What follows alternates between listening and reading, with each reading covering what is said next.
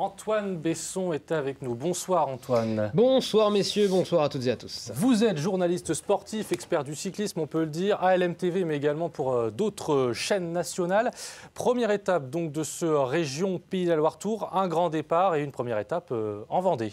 Exactement, et une mauvaise nouvelle. Malheureusement, avant le départ donc, de cette première étape, il devait être 4 Sartois, ils ne seront finalement que 3 car Jérémy Levaux a dû déclarer forfait. Il est tombé malade lundi soir, malheureusement. Donc cette première étape avec un début de course très rapide. On retrouve 4 coureurs en tête, Samuel Leroux, Luca Matisse, Jean-Louis Leny et Xavier Izaza, 2 Français, un Belge et un Espagnol à l'avant. À l'arrière, le peloton contrôle. C'est Jean-Louis Leny à l'avant qui va chercher les points lors des les deux dernières ascensions répertoriées au classement de la montagne et qui portera demain le maillot de leader du classement de la montagne.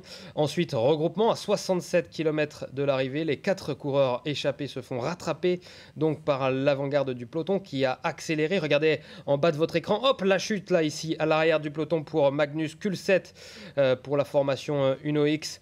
Et puis on arrive dans l'emballage final dans quelques instants. D'abord sur le circuit final, sur un sprint bonif, ici c'est Brian Cocard qui vient prendre 3 secondes de bonification. Derrière on a quelques tentatives, notamment Ben Illy, l'un des favoris pour le classement général.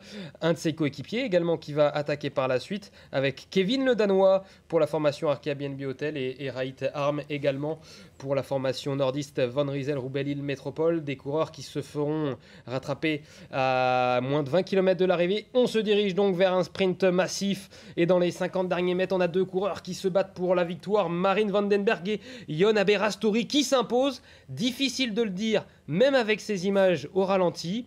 On a annoncé d'abord du côté de l'organisation, on a annoncé la victoire du coureur espagnol à gauche ici orange qui célèbre donc sa victoire. Et puis derrière, on s'est dit, on va peut-être regarder la photo finish. Et la photo finish, regardez, ça se joue pour quelques millimètres, pour un boyau seulement. Et donc la victoire revient à Marine Vandenberg pour la formation IF Education Easy Post. Donc déjà une belle bataille pour cette première étape. Et on fait un point sur le classement quand même peut-être. Ouais, regardons donc le top 10 du jour avec la victoire du néerlandais Marine Vandenberg qui s'impose devant Yon Aberastori. La 3e place revient à David Decker, un autre néerlandais, celui de la formation Arkea BNB Hotel. Premier français, c'est Emmanuel Morin qui termine à la 6e place. Il y a également Emilien Janière qui est dans le top 10 à la 8e position. Voilà pour le classement de cette première étape. On a également le classement général. Le premier porteur du maillot de leader, donc, ça sera Marine Vandenberg qui, au jeu des bonifications, compte 5 secondes d'avance sur Yon Aberastori.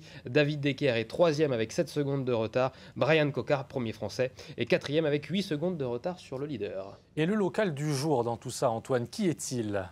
C'est certainement Kevin le Danois, évidemment un pur Vendéen, puisqu'il habite à Saint-Jean-de-Mont. Kevin le Danois, le coureur de la formation BNB, Arkea BNB Hotel. Il habite à quelques hectomètres de l'arrivée. Il connaît les routes empruntées par cette première étape par cœur. Ce sont ses routes d'entraînement et on l'a vu attaquer dans ce final de cette étape, justement lorsqu'on est arrivé du côté de sa ville à Saint-Jean-de-Mont. On le voit ici à gauche de l'écran avec son maillot rouge, Kevin le Danois, donc le local du jour. Et juste après cette étape, donc, même s'il s'est fait rattraper à 19 km de l'arrivée, il a tenu à nous dire un petit mot justement dans le bus pour aller rejoindre la prochaine ville-étape. Salut Antoine, bonjour tout le monde. Bon, un petit résumé de la journée.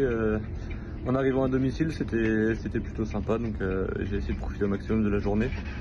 Il fallait rester vigilant avec le vent et les conditions météo, mais au final on s'en est pas trop mal sorti.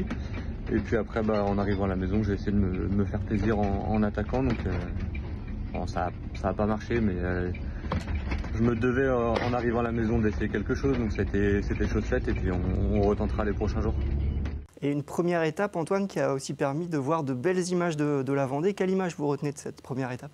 Oh, une magnifique image, c'est quand on arrive du côté de Saint-Jean-de-Mont. Regardez, la belle-mer. La météo n'était pas forcément au rendez-vous. On aurait aimé un petit ciel bleu, mais regardez quand même ces belles images. Donc c'est la plage de l'Estacade à Saint-Jean-de-Mont, une plage unique en Vendée par la présence notamment donc de cette estacade de 400 mètres.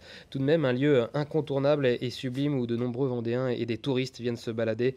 C'est vrai que c'est mieux encore quand il fait beau.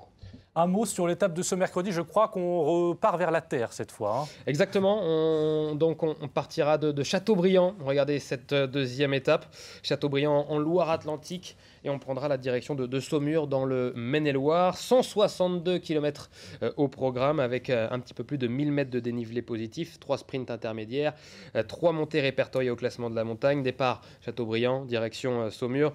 De la Loire-Atlantique au Maine-et-Loire, on passe au sud d'Angers, on prend donc la direction de Saumur, circuit final dans Saumur avec la côte de Ruchèvre. Attention, sur la chaîne L'Équipe, Pierre Roland, qui est un des consultants de la chaîne L'Équipe, il a dit que c'était aussi dur que la montée de Gazonfier.